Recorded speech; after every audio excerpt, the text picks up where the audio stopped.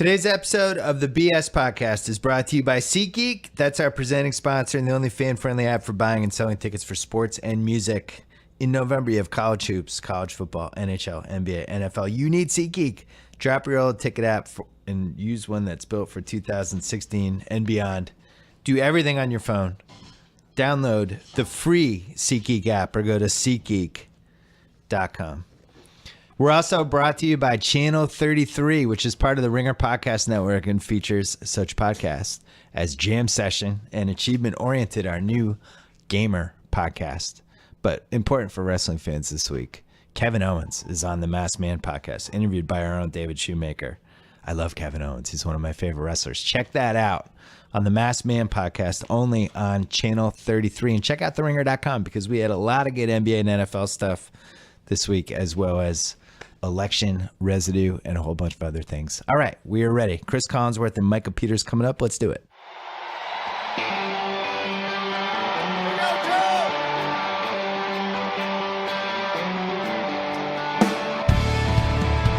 All right, welcome to the BS Podcast. We have Michael Peters coming up a little bit later. Right now from NBC, Pro Football Focus, Chris Collinsworth.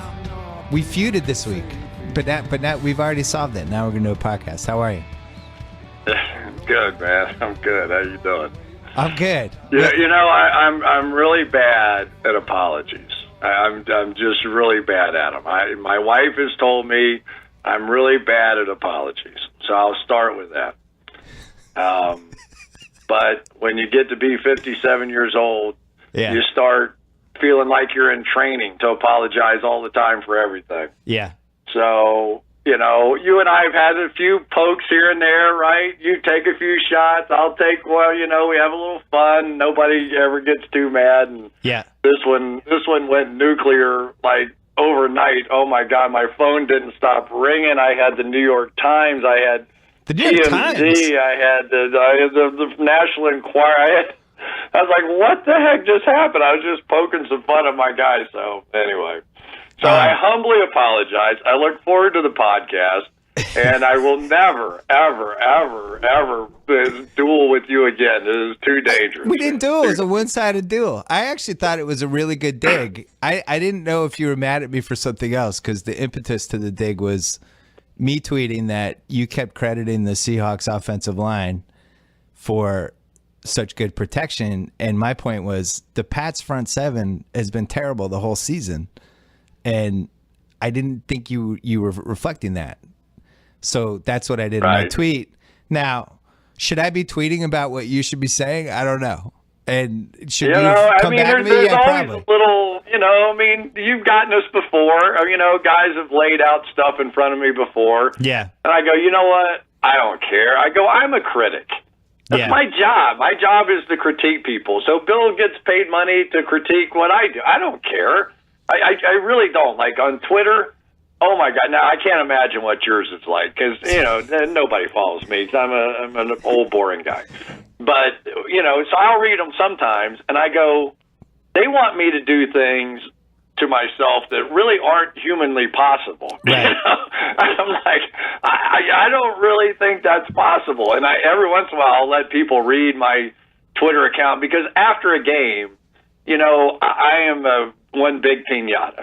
Everybody, I'm sure the Seattle fans all thought I was completely biased in favor of New England. Right. The New England fans always think I'm completely biased in front of for Seattle.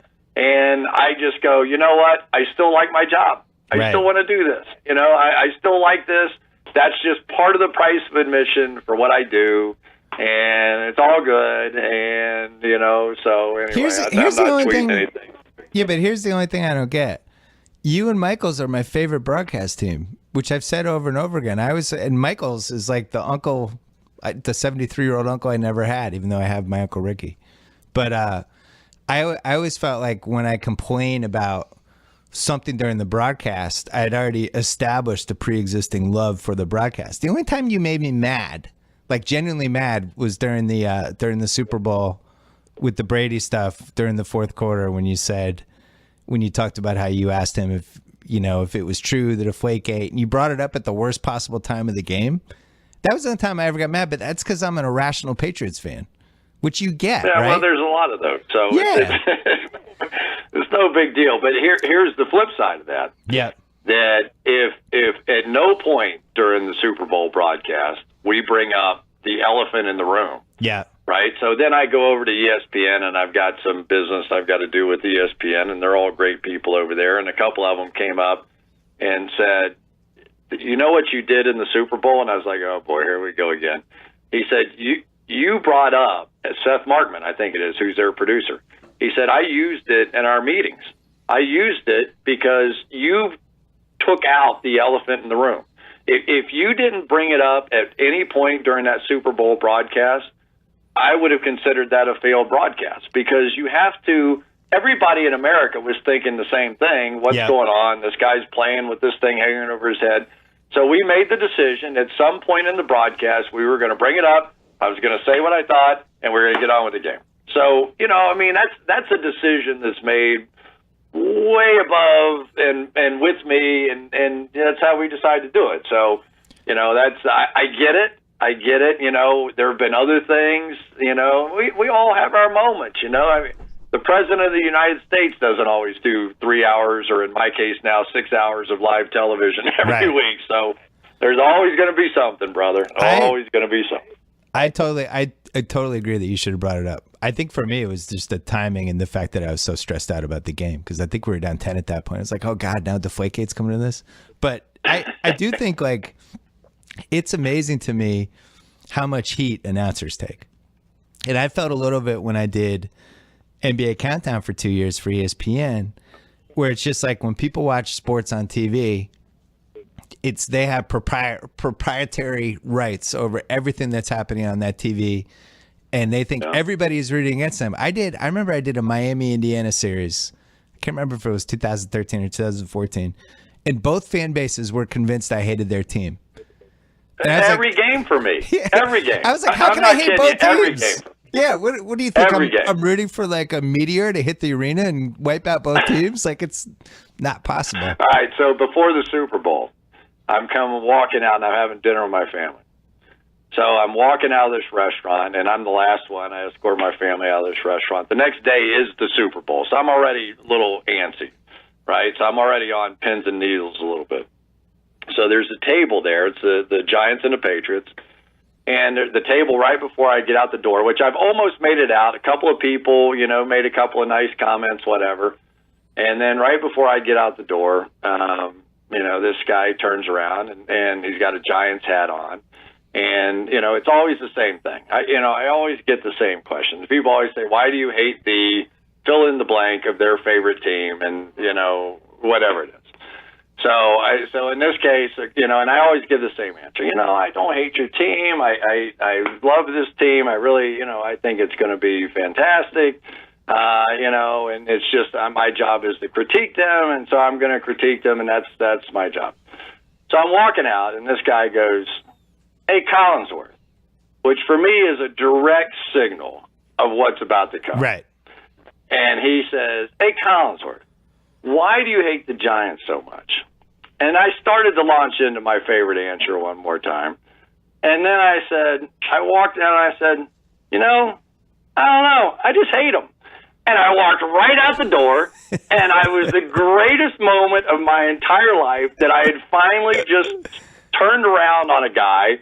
And then I said, you have got to be the biggest idiot on God's green earth. This is going to go immediately to Twitter, immediately around the globe, that I hate the Giants. They're going to take me off the broadcast. Right. Oh, man. But it did feel good. I got to say, it did feel good. Well, 10 years ago, I probably would have fired back on Twitter. But I'm 47 now. I've got kids that are, can actually Google stuff. So I was like, I like Collinsworth. I love Michaels and Collinsworth together. Let's just have a podcast to talk it out. So that's it. Yeah, no, it ended up being. But let's be real. Who called who? I did call you. You called me. I know. I did. I said, okay, I've got too much history with this guy. I'm calling my boy. I'm going, okay, I went too far. You got it a great thing, though. Put this genie back in the bottle here, and then what you said? Kimmel suggested I come on the thing or whatever. He texted me immediately. He's like, "Just have him on the podcast. It'll be great." I'm like, "You're right." We're coming back to Chris in 1 second. Quickly, stop wasting money on expensive takeout. You should sign up with Blue Apron. For less than $10 per meal, Blue Apron will deliver you all the fresh ingredients you need for a delicious home-cooked meal. They have the highest standards for ingredients, and they've built a community of home chefs that has no rival. Some of the meals available in November include pan-seared chicken with roasted fall vegetables and butter caper sauce, spicy lotus root and purple carrot stir-fry with sweet potato noodles, lemongrass roasted pork with Romanesco cauliflower and coconut rice. I'm getting hungry just talking about it. Right now, you can get your first 3 Blue Apron meals for free with free shipping. Go to blueapron.com/BS. blueapron.com/BS. Blue Apron, a better way to cook. And now back to Chris Collinsworth. You're doing a game this week on Thursday, and you're doing another game on Sunday, which I'm convinced is the NFL's quest to just kill Al Michaels. I don't know how he's going to do this. How is he going to do this? How is he going to? He's 73. How's he going to do Thursday and Sunday and remember 200 names? He's a maximum of 57. I know he's not older than 57, but he is. I don't think he's doing Sunday. I don't think he is. So he's going to have a few weeks off, or a few games off, not weeks off, a few games off, and Mike Tirico is going to come in and do a few of these games. So I don't know exactly which games it is that he's not going to do, but they're going to take care of my boy because we want him to be broadcasting at age 957. I was saying to somebody the other day, he's going to be our next Vince Scully. There is no signs of decay. I'll say this about him, what nobody knows. This guy gets up at 5 a.m. every day and day trades. He day trades every day. I mean, he could go on and do any show that you want, any financial show. He can rip through stocks and what's going on the financial markets, and he could easily do politics. He's all over. He's pretty opinionated about it, but he's all over it. He has great fun doing it. But he doesn't forget anything. Yeah. I mean, his memory, he can remember like pitch by pitch. You ask him about the 75 World Series game for the 7th inning, and he'll go pitch by pitch. It's unbelievable. So all I do in our production meetings is I just spit out everything I know because I know I'm going to forget it, and he's going to remember it. He'll bring it up, and then I'll remember it, and I'll tell it on the air. That's usually how it works. So I guess I'll rephrase my question. How are you going to do 2 games on Thursday and Sunday? That's all, because I know, I'm not going to name names, but you can always tell the color guys that have kind of moved into that phase of their career where they wing it a little bit, and you actually do a ton of homework for each game. So how do you do 2 in a week? It's not easy. I'll say that. When usually on Monday and Tuesday, I try to watch all the film for all 4 teams. I never make it. I try to talk to all the offensive and defensive coordinators for all those teams. I never make it.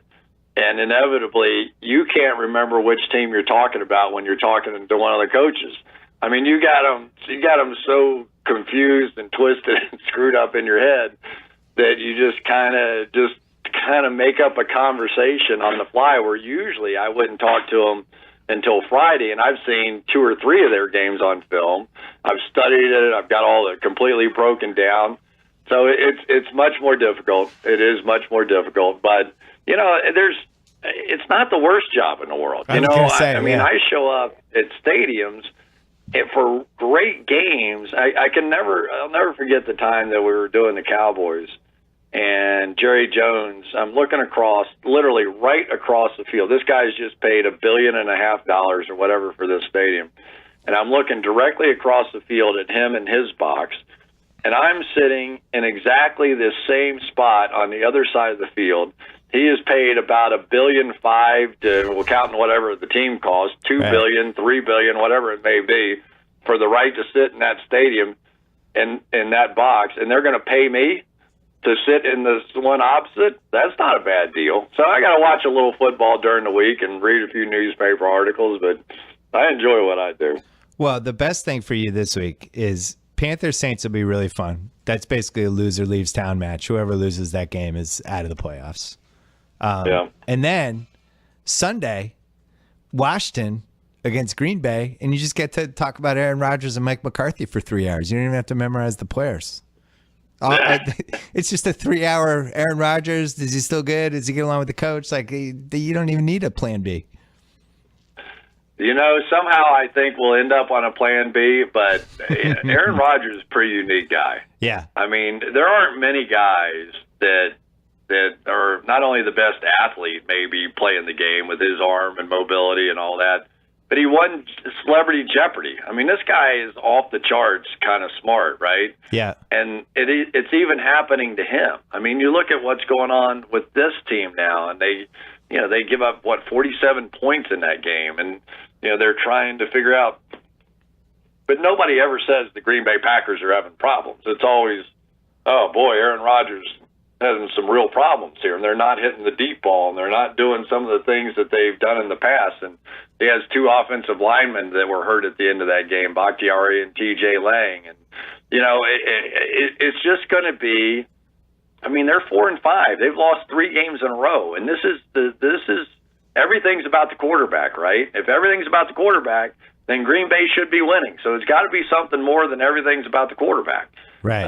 So it's going to be interesting to see what comes out of this one. I had Mike Lombardi on my podcast. He comes on every Friday. We were talking about Green Bay last Friday before they got killed by Tennessee, and both of us were like, they're just not good. Like there is no relaxed situation coming where he says relax and they roll off the 6-game winning streak. They're just not good on either side of the football. They have a lot of holes. And it reminds me a little bit of one of those Favre seasons from the mid-2000s where they just didn't have it. I think they finished 4-12 or something. This team's not that bad, but they're not good either, and I don't see it turning around. But the one thing I'll say is that they're doing this without Clay Matthews and without Sam Shields. I can make a pretty strong argument that those were the 2 key components of that defense. Because with Shields, as long as you had somebody that could cover whoever the other team's best receiver was, you had a chance, Yeah. And then you had Clay Matthews, who played a multitude of different positions. He played inside linebacker where they needed. He's their best pass rusher. He's, aggressive. He takes calculated risks. He makes big plays. And then they've got all those young guys playing back there in the secondary now. So, there's more to it than that, but I never, ever, ever would count out Aaron Rodgers. I mean, going into this game, are you really going, oh, Washington's way better than Green Bay? Even though it's sort of collapsing on them, you don't, because they've got arguably, the most talented guy in the league. Maybe not the best player in the league this year with some of the, the issues they have. And I think he ranks last now, according to our PFF guys, in downfield throws and, deep throws 20 yards plus. Wow. How can that be? How can that be? It's not even possible. And he's got Jordy Nelson back, and, it's all these different things. So I'm really looking forward to kind of digging in deep. And, Aaron's pretty honest with us. He usually gives us a pretty good idea. And Mike McCarthy, I like him, so we'll get a chance to talk to him. So hopefully we'll have a few answers on Sunday night. The other thing with Rodgers is when it's not going well, he's one of those. Not all QBs are like this. Some are. He's one of those QBs that the body language and the facial expressions you can feel coming through the TV when he's not happy. And it almost makes it kind of more fascinating when it's not going well, if that makes sense. Well, and Dan Marino was that way. Yes. I think you just have to remember that a lot of these quarterbacks, when they're hitting the prime of their career, which is between ages 32 and 38, now in the National Football League, who are they hanging out with in the locker room? I mean, even Kenny Anderson, when I played with him, he was 33 or 34, and he used to hang out with like the equipment manager. There's not the sort of, the kids are off, all the rookies are off clubbing and doing all the fun stuff and hanging out with each other and partying, and and the quarterbacks, going home to whatever, and it's a different world for those guys when they reach a certain age, and they have to develop certain relationships, and it creates for unusual circumstances. And so when you see them get frustrated with the kids, it's because they've been around it so long. I mean, we were talking with Tom Brady this past week, And he said, he goes, in some ways it's not fair. He goes, at 38 years of age, I've seen everything. I mean, I've seen everything that there is out here. And I can imagine what, Rod Woodson was thinking when I was playing against him when I was a rookie. And he was thinking, I know everything, and that quarterback doesn't know anything about what's going on in this league. And, so there's a difference, but there's also the power of youth. We see it every week that young kids and young bodies and young athletes can do things that their older partners can no longer do. Well, quickly, what you just described, I think, has to be a tiny part of this Romo Prescott thing. Romo's in his mid-30s. He vacations with the coach, very, very tight with the Jones family. And then you got Prescott, who's a kid. And as you know, like with these football teams now, with the way they changed the CBA, these locker rooms are so young. I mean, they're just. How long? When did you retire? How long did you play for? What age did you retire? I played until I was 30, which was a long time. Then, right. That was 30 was sort of the great jumping off point in the league, and now it's like they're just getting a better trainer and a new pharmacist at age 30. So I don't know. Well, then we had the glory days of last decade where these guys could play till 33, 34, but now with the CBA, and it's like you don't see those guys hanging off for the extra 2 years because you just replace them with some 6th-round pick who makes $400,000 or something. But I think the one thing with Rodgers, which is what makes this game interesting, even though I don't think the Packers are very good, their division is just as bad as they are. And the reality is they could go 9-7. I mean, who knows? 8-8 might win that division. I'm not sold on Detroit. They pulled all those wins out of their butt for the most part. So you never know. I mean, they're even though it looks like everything's falling apart, they're still in striking distance, which is very strange. And the division, the imbalance with the divisions is one of, I think, the weirdest thing about this season. The AFC West is loaded. And you look at the NFC North, it's like no comparison. The NFC East is all of a sudden went from worst to first. So, for whatever you want to do, there's really you can't adjust it. I mean, you can make a point that, the AFC South has been not so good for a while. Even the NFC South has been not so good for a while.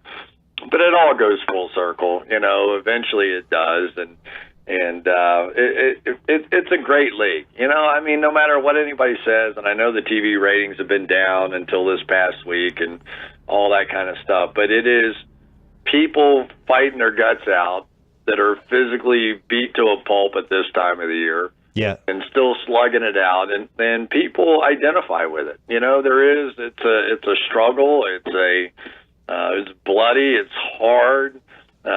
There's enough evidence to show that maybe nobody should be playing this game, between the concussions and everything else. And yet there's a certain thing inside male and human beings, and I'm sure females as well, that you want to be challenged to the ultimate. You want to put your body and mind to the test.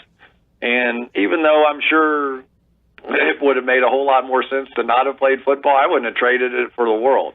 I mean, I got challenged and then was forced to do things and put my heart and soul into things. And, we lost 2 Super Bowls and still haunts me to this day. But I wouldn't trade not a single minute of it. I mean, you really, as a person, find out a little bit more of who you are and what you can do and what you might accomplish. And what the heck, man, I enjoyed every minute of it. It's. I've heard you say that before. You're haunted by the 2 Super Bowl losses. Which one was worse? Just out of curiosity. The first one. Okay, because you were much closer in the first one. Well, it wasn't closer. The second one was much closer. Wait a second. What was the first one? Which one was John Taylor? John Taylor was the second one. That was 88 down in Miami. Oh, that was close too. And I'm not so sure. Even though we had the lead, and we had a kickoff return for a touchdown by Stanford Jennings. The yards were pretty one-sided in their favor. But the first game, and they beat us in the regular season too in 81, so I shouldn't say that. But that was the one I really thought we had a better team. And, we made so many mistakes, so many turnovers, one of them mine, fumbled in the first half. And, all of that. Of the 2, there's no question which one haunts me the most. The San Diego game, if you guys were on a neutral field, who wins that one? I love that Chargers team. Well, we beat them earlier that season in their place, so if you're looking for me to give an answer other than us, you got a long way to go on that one.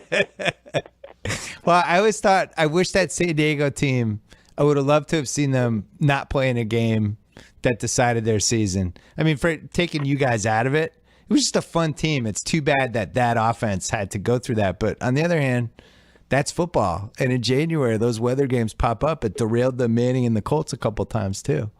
So it's one of the reasons and you have to earn home field advantage, right? Yeah. And we earned home field advantage that season. So, and they had to go down to Miami and play that game, and it's whatever they played, 10 quarters down there, and then come up and play us in the freezing cold. So that's the way it goes sometimes. But once you have the best record, you have a few advantages built into the system, which is part of the reason I think that the playoffs in the NFL are fantastic. I mean, there are enough things built into that, and home field advantage means enough to where you are incentivized to play till the last snap of the last game. And I don't know that that's always true in all the other leagues. It killed the Pats last year, because that Sunday night game that you did against Denver, if they just win that, they get home field. Then they blow the Miami game and the Jets game down the stretch, and then of course it comes down to playing at Denver. And you're right. It's like it's these little moments, it's these little hiccups, and that's why even you look at Sunday night, the Pats blow that Seattle game. At the same time, Denver wins over New Orleans on a blocked PAT. And now I just know it's going to come down to the stretch, and somehow that whole day is going to come back to the Pats. Last question. There are some other teams in the AFC you better pay attention to. Oh, I'm paying attention. I'm that Oakland team might all of a sudden pop up there and be something pretty good. I don't know if they're ready for New England just yet, and I think New England's still the team to beat. I really do. Seattle was fantastic, but I still do think that New England's going to be the team to beat, at least in the AFC. I want to see how Oakland handles this little Mexico trip. And if they come out of this okay and they take care of business against a Texans team that is struggling throwing the ball and all the other issues they're having, even though they have 6 wins, if they get through that one and handle business like they did in that Denver game, I'm going to be concerned. Is there one team that you think is kind of lingering that we're not mentioning? Everybody's like Pats, Cowboys, Seahawks, Chiefs are kind of on the outside. Is there another team that you see that you think is lingering? The old lingering question. The nice thing is that for a team like the Falcons, I think they're always going to be able to score points, which is going to keep them interesting throughout. The Steelers are one of those teams that if they sneak into the playoffs, as the Bengals have found out too many years, yeah. Once they get in, they're still Ben Roethlisberger and the Steelers. I personally wouldn't want to play that team in a money game. And then the defensive teams are always dangerous. I don't know which ones of those end up finding a way into the playoffs here, but I usually when I look good making Super Bowl picks, it's usually because I pick defensive teams in the Super Bowl because everybody falls in love with offense. Yep. So there's some teams out there that may not be the number one seed that could cause some damage. I mean, if a Baltimore team got in there, if a Seattle team ends up being in the hunt. There are just certain teams that defensively are going to be, Denver may not win the division. They may be the third wild card team the way this thing, or the second wild card team the way it's going. But Denver and that defense can make some noise getting in the playoffs. So, those are the kinds of teams that I usually keep my eye on as far as, let's not give up on Baltimore too soon just because they're not scoring any points. Yeah, Lombardi and I talked about him on Friday, just about the fact that you can't really throw the ball over their heads, which is a nice quality to have in December and January. Here's my lingering team. The Giants are very quietly 6-3, and they have the Bears this week, who are just completely self-destructing, and then they're at Cleveland, which means they're going to be 8-3, barring one of those weird Eli games that happens once a year. And they can play a little defense. They can throw the ball a little, and nobody's talking about them. And I'm trying to figure out who's the nobody's talking about them team, and I keep coming back to them. And then you think about the Pats-Giants trilogy, which I predicted before the year, and it's at least in play. It's not inconceivable, right? It's not inconceivable. And, they have the playmakers on offense, and Spagnuolo's done a nice job on the defensive side, sort of creating pressure, finding a way. Collins has done a good job on the back end. They've got a corner now that can play.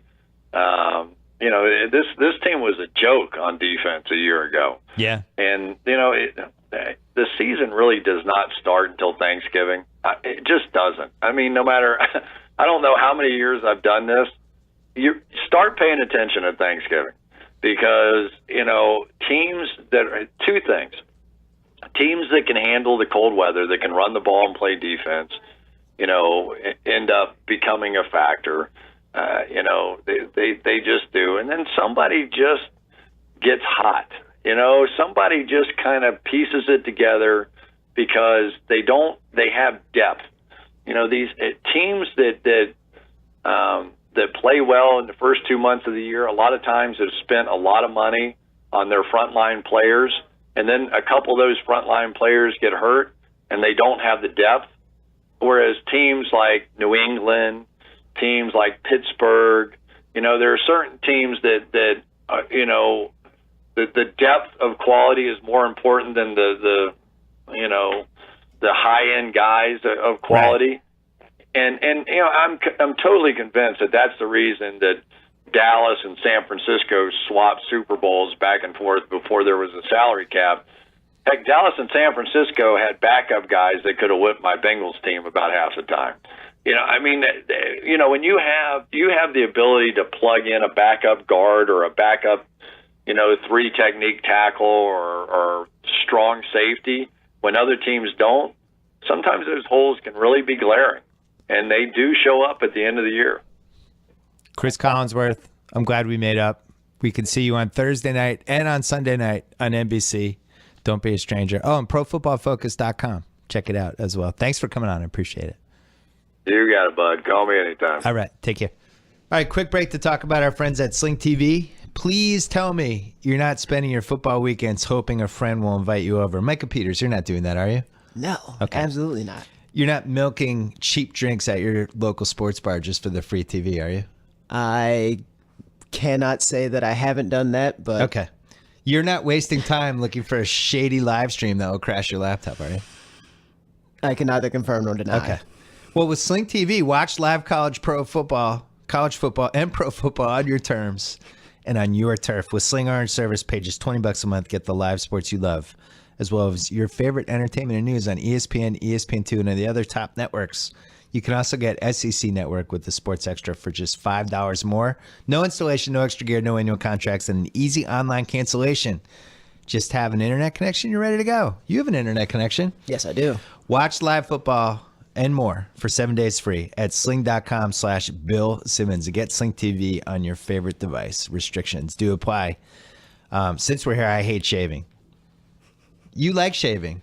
Oh, yeah. You have very cool. See, I could never do the facial hair you're pulling off right now because I would accidentally shave over part of it. Well, I mean, I think that beards are corny since I can't grow one. So, I just kind of, this is actually the product of about 3 months of not shaving. Okay. But you shave on the cheeks or no? Yeah. Okay. On the cheeks, yeah. Well, I hate shaving so much that sometimes I grew beards, and I'm going to do one again after the holidays just so I don't have to shave.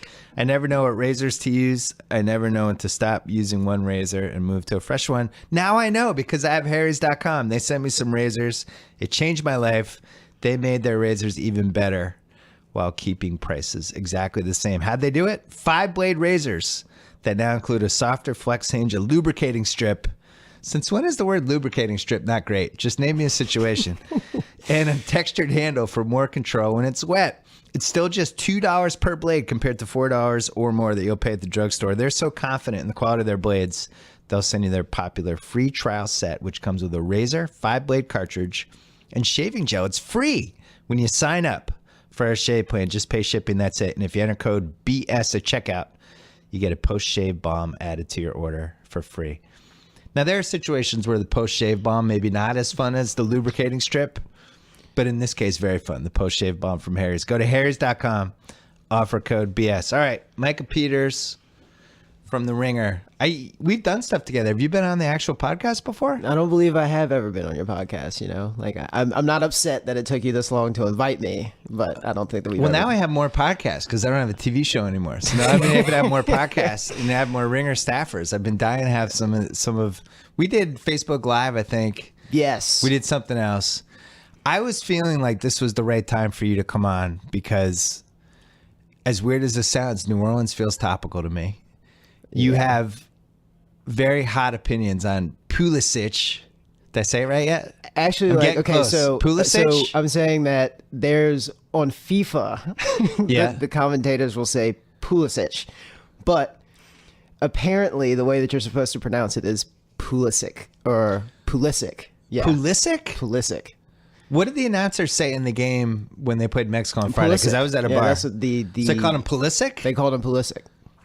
I was at a bar. I was on a date with my wife and somehow found the only bar in the Century City Mall that had a TV at the bread bar because we were going to see Moonlight, which was excellent. Moonlight is fantastic. Go see that immediately. Let's talk about Moonlight. Hold on. 30 minutes. We watched the last 30 minutes of the game. We didn't mark their... Is that their best scorer or one of their top 2 best scorers of Mexico? We didn't mark them on the corner kick. And it almost looked like a fluke play, and then they showed the replay. It was like, we just didn't mark the guy, and that's why we lost. USA Soccer, always disappointing. Oh, yeah. Who's left in no man's land? I was watching that, and I was just like, it was honestly like he couldn't make himself care. Or, I don't know. It was very frustrating to watch. Well, because, people are either casual soccer fans or they're really into it. To give up the goal that they gave up at that moment of the game is the equivalent of just giving somebody a wide open layup in basketball with 4 seconds left under the basket. Yeah. Like if somebody just nice little 2-foot bounce pass and just lay it in and there's everybody's just standing there going, why is it? I thought you had that guy. You did. It was terrible. But however you pronounce the Prodigy's name, can we just call him the Prodigy? I don't want to mangle his name for the next 20 years. I miss And1 mixtape. By the way, what happened? And1 mixtape. You don't remember the Professor?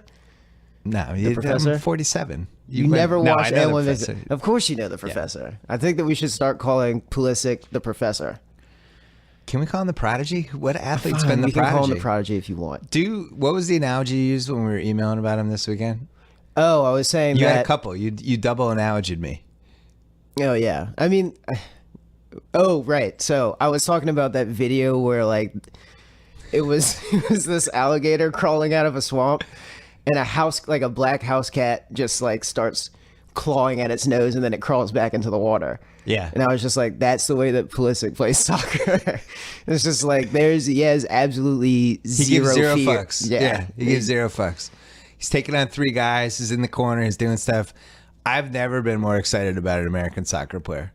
I even liked when he came in this summer. I forget what game it was, and he played right forward near the end and was just kind of doing stuff for 10 minutes. It was one of those March. Yeah, or March, whenever that was in the spring. Yeah.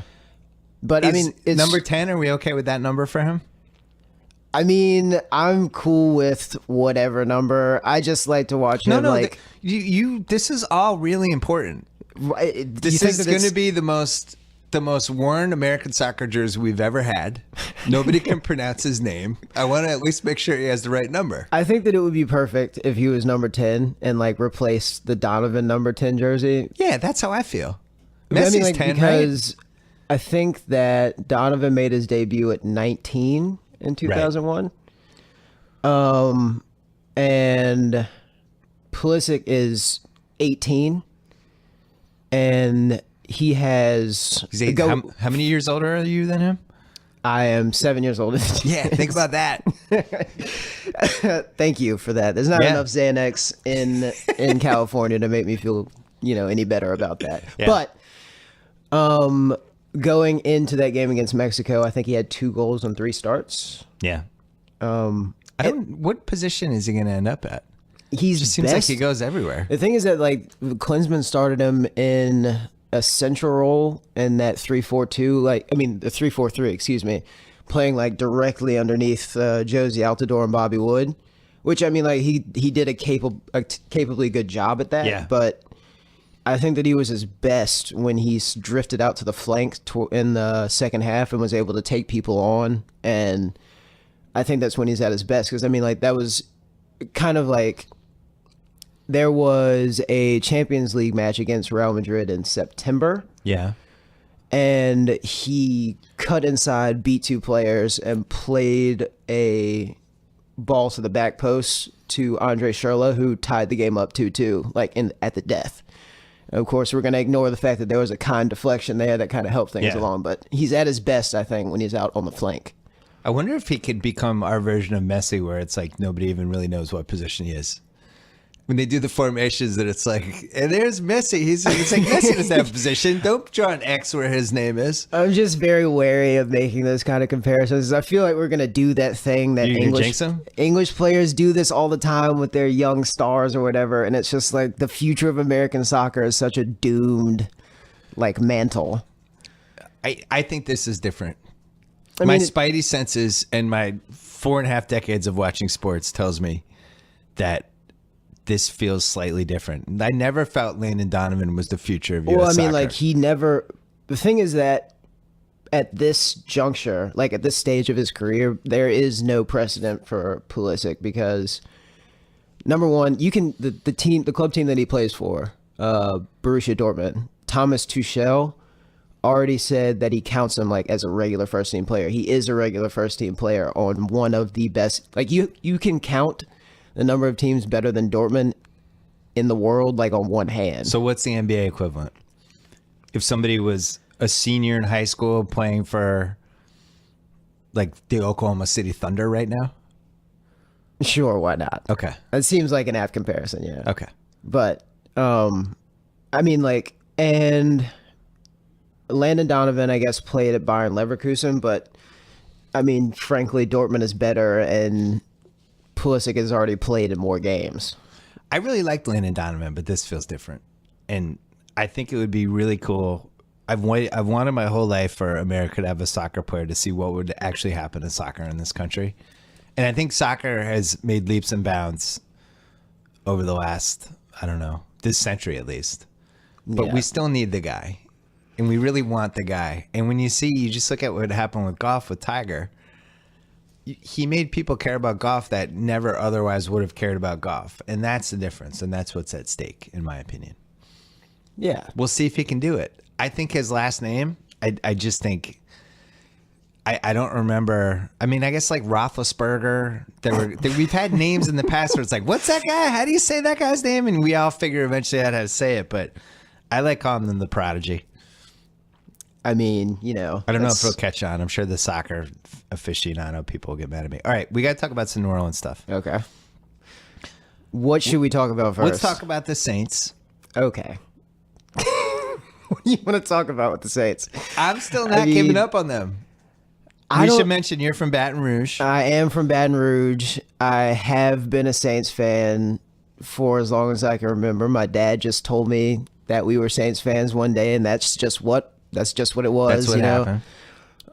I still have a Youth XL Aaron Brooks jersey somewhere in my apartment. Oh, that's phenomenal. Yeah. I also have a lot of jokes about how he was the real life Willie Beeman in my archives at ESPN.com, wherever those live. Listen, it was really like he was Willie Beeman for a season. Say what you will about Aaron Brooks. He threw touchdown passes in high top Air Force Ones. All right. I'm just saying. This is really going to depress me, but I need to know the answer. Did you get the Willie Beeman joke? Yeah. Okay, good. All right, good. Because I never know with your generation. I'm not that young. I've dropped some movies in the Ringer office, and people have just stared at me like a chicken that's about to get their head cut off. Like Fatal Attraction? What movie is that? Oh, okay, yeah, that's fair. Dobbins suggested that I write a running series of movies from the 80s and 90s that I think all of our young people should watch. Like, have you seen Fatal Attraction? It's the all-time I'm never going to cheat on who I'm dating movie that's ever been made. Joe Fuentes, have you seen it? Tate? Oh, Tate's seen it. See, Tate's an old soul. Tate's wearing a Mighty Ducks hat right now. Hey, I'm actually kind of hating. I want that hat. Wait, why did this come up? I know this came up for a reason. Oh, Willie Beeman. All right. But anyway, the Saints. Yes. You have a very fun team. The Saints and the Chargers are the most fun teams that aren't going to make the playoffs, but I actually think the Saints have a chance because 9-7 could get the wild card. It's conceivable. Fair. That's true. You're in a bad division. You have some division games left. Let's go through the schedule, shall we? Okay. What are you, 4-5 or 4-6? 4-5. Okay. 4-5. Okay. You playing the Panthers on 3 days rests on Thursday. I think you win. I think Cam and the Panthers, the ship sailed on Sunday. Okay, well, here's the thing. All right, so I know you don't play well there. Yeah, well, we beat them in week 6, 41-38. Yep. On a last-minute field goal. I feel like it's possible that could happen again, except for the fact that the Panthers' defense recently has kind of looked more like the defense that got them to the Super Bowl last year. But yes. Don't you think that had partly to do with the fact that they were playing teams that weren't that good offensively? I mean, you have good receivers. Yeah, we do. A half-decent tight end and a bunch of running backs that they all kind of run the same, and I can never tell. I mean, yeah, Ingram, but like, Hightower, it's like, they're all effective and they can catch the ball in the backfield. I mean, the Panthers are only they're allowing 3 yards per carry right now. I think they're gonna make Breeze throw it 40 times. One of the reasons I wanted to bring you on was because I have the hottest of hot takes. Oh, I think you're gonna win the division. wow. Yeah, the Falcons are 6-4. I appreciate that vote of confidence. Falcons are 6-4. Home for Arizona, home for KC. I think they split. Mm-hmm. At the Rams, home for San Francisco. But then, how Atlanta would this collapse be? At Carolina, at New Orleans, week 16, week 17. And they blow both of them and finish 9-7. Now, your team. Okay. At Carolina Thursday night, I think you win. Home Rams, home Lions. Those are 2 wins. I'm giving you those 2. The Rams are a historic trap game for us, though. Well, you're gonna have the historic Jared Goff on the other line. You'll be fine. At Tampa, sneaky. You've had issues in Tampa over the years. Sneaky one. At Zona, you'll lose one of those 2. And then home for Tampa at Atlanta. If you get to 8-7 going into that Atlanta game, I think you can win the division. Because then it comes down to, wouldn't that come down to division record at that point? And they've lost. They've beaten their division teams. All right, you need to get to 9-6. You can only lose one more time before that game. Yeah, I mean, there you have it. I'm not sold on Atlanta. I thought Philly manhandled them on Sunday. I mean, I'm never sold on Atlanta. You should never be sold on Atlanta, but I'm also never sold on the Saints. I know better than to trust the New Orleans Saints at this point in my life. Aren't you at least happy that Sean Payton has shown a modicum of rejuvenation, considering after? See, I don't know if I ever told you my theory about it. I've written about it, but my Sean Payton theory. No, sure. He got suspended for the year, and it ruined his coaching career because he got to live like a human being. Instead of just these football coaches are 18 hours a day during the season, and all they do is coach football. He's like, it's Sunday. His wife's like, should we go to the high school game down the street? He's like, yeah, let's do it.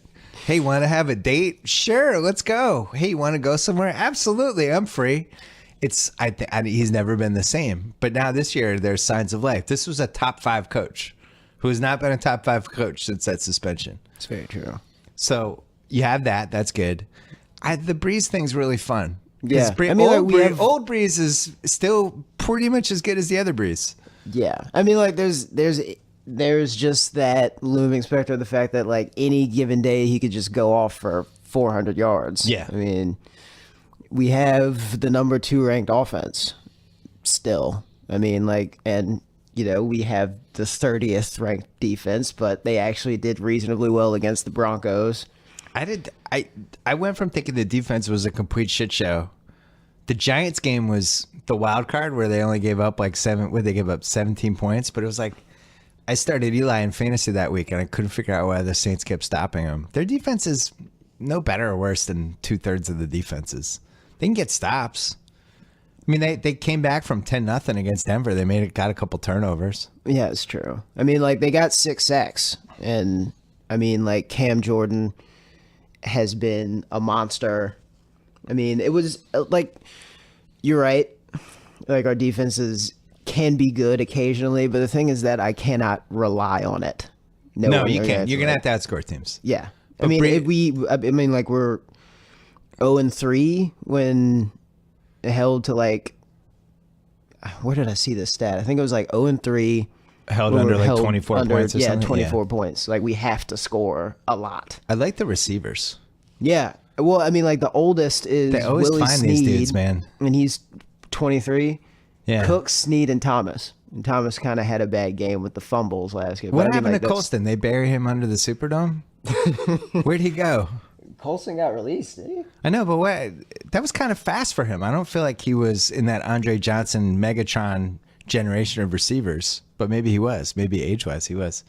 I mean, yeah, like he went, undrafted in 04? Yeah. All right, so we feel good about the Saints. I know you don't, but I do. I'm going to feel good for you. The Pelicans, I don't feel good about. The Pelicans. I watched them last night. My team lost to the Pelicans because we don't have Jay Crowder now, Horford, and all of a sudden we look like a what was D-League it? What was this? Lost by 1 point.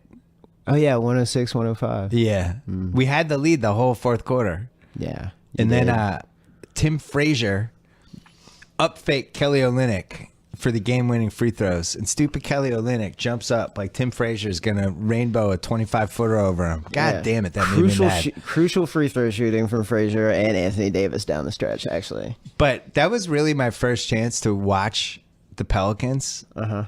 It is outrageous how bad his teammates are. It is outrageous. It is a disservice. Well, the thing is that you watched that game last night, and that's like the first time you really watched it. Yeah. And that's the best they've played. Yeah, they're terrible. I mean, everybody on the bench had like a positive plus-minus figure. And I think they came off the bench for like something like 50 points or whatever. Solomon Hill was good. Langston Galloway was good, and that's the best they have been all season. Listen to yourself. Langston Galloway was good. It is literally like I mean, Anthony Davis is. Literally, if he keeps up at this clip and plays like this through the end of the season, I think he's averaging like 30 points a game and like 6 rebounds. I don't know how many rebounds, but anyway, the stats as you're talking. If he continues playing this way, it's literally like the only person that will have had a better season than him is like MVP Michael Jordan in '88.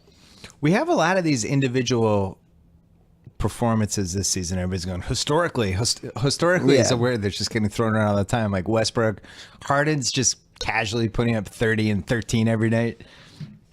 But Davis, to do what he's doing, D'Antoni's system, like the end of that game. I knew that he was getting the ball every time. So did the Celtics, which is when you think like he's still putting up the stats when everybody knows he's getting the ball every time. You know what's funny though? Not funny to you, but funny to me. With like 2.5 seconds left or whatever it was, the ball went out of bounds and we were inbounding the ball. And Gentry was like, "Oh, I got to get a taller inbounder." And it's like, I'm going to use Omer Ashik. So he took off he had his warm-up jacket on. He was so sure he wasn't getting back in. So he came in. I was like, they still have him. And I looked it up. He's in year 2 of a $60 million deal. Year 2 of $60 million. Yeah. Dell Demps and these free agents, man. I mean, it's like so bad. He did a Jinka. I looked it up. When they signed Davis to the extension, they did Ashik. He's another one like Pulisic. I don't know what it is. $60 million for him. I honestly don't care. $20 million for a Jinka. And $9 million for somebody else. I'm laughing, but I'm dead inside. So Davis is 30.5 and 11.2 rebounds. Yeah. Yeah. So here's the thing.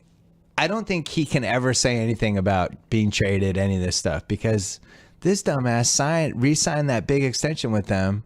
145 mil? Yeah. Yeah. But he knew they had a bad GM. He knew their owner was 120 years old, and I mean they have the worst NBA owner in the league. They have the worst NBA ownership situation in basketball, and he had no second banana teammate that could be like, all right, at least that's my Robin. Yeah. Much less a third banana. I I don't know why he resigned. I didn't understand at the time. He could have been. This is the first year of his extension, so it's 5 years, 145 million. Year one is this year. Mm-hmm. He could have just not done anything and been a free agent last summer, with all those teams coming at him. Now he won't be a free agent until 2020. 2021. 2020. 2021. 5 years. 17, 18, 19, 20, 21. He's there for 5 years. This is year one. Option? For the fifth you're year? right. There's a player option for the fifth year. He's definitely gonna exercise He's that. exploring it. Yeah. The thing is that it's gonna be another Chris Paul situation. I'm already bracing myself. Because have we ever talked about the Chris Paul trade? We have never talked about the Chris Paul trade. It's the least amount anyone's ever gotten for a superstar by my calculations. It's unbelievable. They have nothing left from that trade. And I actually thought Eric Gordon was... I went to the Clipper games and watched him. I really liked him. I thought he had the chance to be like the best two guard in the league when Kobe retired. Boy, was I wrong. And then they had a lottery pick from somebody and it ended up being the Austin Rivers pick. And then they got... Yeah, it's the 10th pick. They took 10th pick. Yeah, Rivers and 10th pick. Yeah. And then they got Aminu. They let go of Al Farouk, but they didn't insist on way too Bledsoe. early. I was watching him hit 3-pointers against the Warriors in the playoffs last season, and I just wanted to die every time. He was a late bloomer. But yeah, they got really nothing for Chris Paul, and the commissioner vetoed the trade. That it's not like it would have been much better, but it would have been nice to have Dragic and a couple of those other people. But anyway, my point is. Your point is that you can't put one stallion in the middle of a bunch of donkeys and expect to win a chariot race. I think young people, when they get offered a lot of money and they're in a situation they don't know any better, they're like, we'll turn it around. I want to stay here. I really like New Orleans. Like I see all the reasons, and they're all good reasons. I respect the reasons. But somebody in his life should have been like, look, dude, this is probably the worst run franchise in the league. This is dangerous to do this. Like, just so you know, 3 years from now, you might be on this team with no help whatsoever. Now, I don't know if anyone had that conversation with him, is my point. The other thing is, you could just wait until last summer, just wait. Sign the contract then. It's still going to be there. But I get it. It's like, I got to sign now. I'm locked up. I have security, all that stuff. Mm-hmm. But I guarantee he's kicking himself a little bit. I promise you he is. Man, the thing is, like Durant, OKC did the same thing to Durant. Much different, but much better basketball situation. Yeah. But these guys are like, I love it here. I'm 23. But when you're 27 and you've been in the same city for 8 years and your team sucks and it's poorly run, you start looking around. I don't think they will ever trade him. My advice to them: do not trade him. Do not. Don't even think about it. I know they probably aren't, but it's like he gets thrown around in trade rumors sometimes. Like, are you crazy? Yeah. They'd be insane to trade him. There's no trade package that makes sense. We'll have nothing left. What are you getting back? There's nobody. I can't even imagine who they would get back. But the thing is that, there's nothing besides Davis to mortgage, besides, our future first-round picks, I don't think. You need to suck this year again. I think unfortunately that worked last year, and you got Buddy Hield, who is not. Yeah, I don't know, man. We're only 11 games in the season. I'm gonna give it a little more time. O'Connor ruined him for me. Kevin O'Connor in The Ringer. He wrote about his lack of athleticism getting in the rim. Yeah, and how when he goes to the rim, some guys go to the rim, they just go to the rim, and other guys are like contorting their bodies to kind of avoid the shot blockers. Yeah. And now when I see him and he does that, I think of Kevin O'Connor. I'm going to not be... Oh, now you're sad. Now I made you sad. Can we talk about the first season of Atlanta? What do you... Yeah, we can talk about the first season of Atlanta. It's sad. It was sad when it ended. It was over my way DVR, too quick. It was just there was a hole in my DVR this week and in my heart. Yeah, 10 episodes, and the fact that it's not going to be back until 2018. Is that true? 2018. Well, he's taken off a lot of time to shoot Star Wars. So and to work on several other projects. But it's not going to be back for a while. There's no Chappelle possibilities here with him, right? Where he just never does another season. It's like, oh no, he got delayed, and then all of a sudden it just never comes back. It's like a 10% chance. But honestly, there's no telling. I have no idea. He's very enigmatic. Very. Donald Glover. Extremely. I wouldn't be shocked if he was just like, or if he said like, He's this like, year I'm not bored in with it. this now. Whatever. Or I'm not in it this year. We're gearing the whole season around Van. And by the way, I'd be bummed out for like 10 minutes. I'm like, hey, they're gearing the whole series around Van. Yeah. I'm in. One of my favorite actresses. The what? One of your favorite what? Actresses. Oh yeah, Zazie Beetz. She did an excellent job. She did. I like the fact that it was job. like in the first run of the show, like the first season of the show, there's 10 episodes and like 4 of them are concept episodes.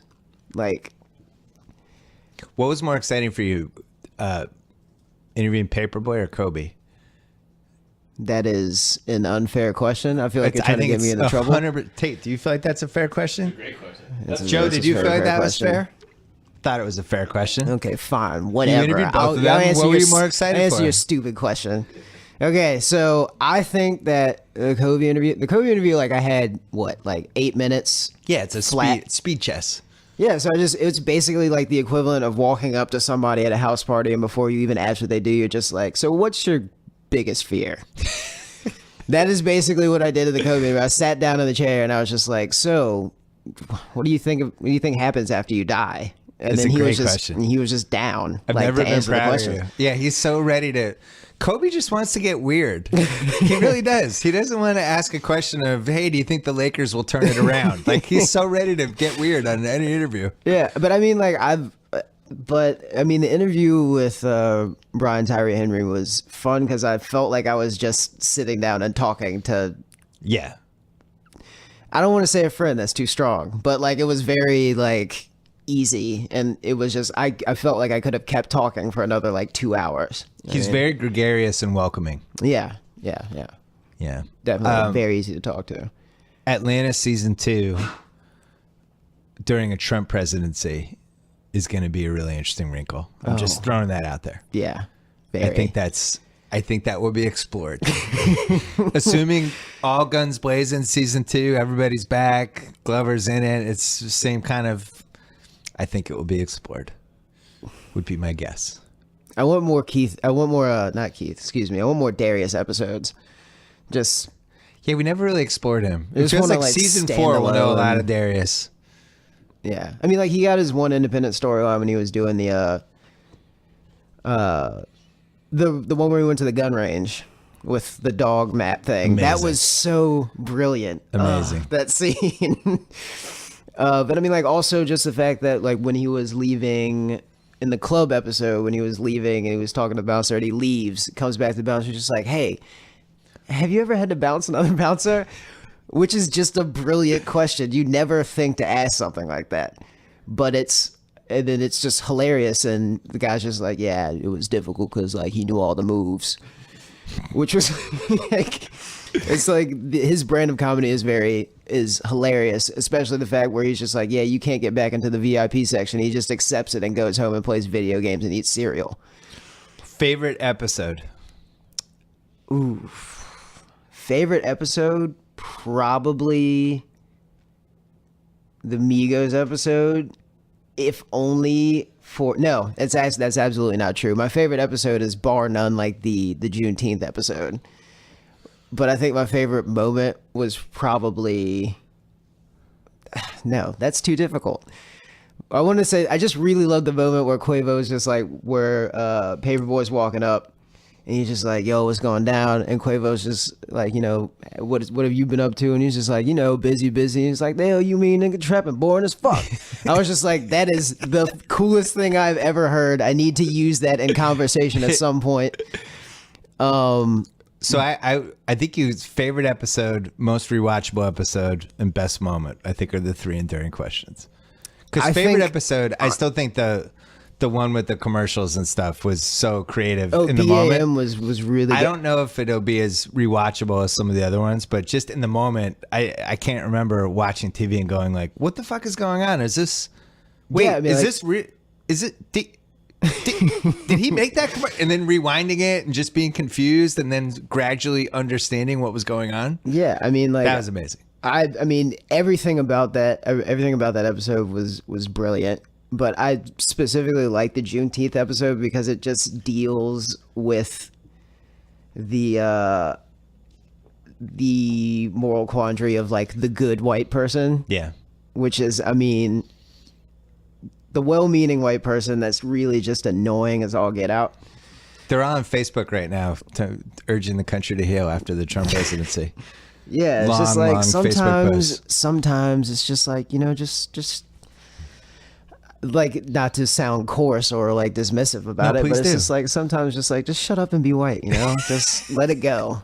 I have never been to Africa. I don't really think it's that important that I go, On top of that, I'm kind of like, it's not like I can just drop it and go to Africa, and it doesn't make you a racial ambassador if that happens either. Like, it's relax. I haven't heard Tate snicker this many times over the last 5 minutes.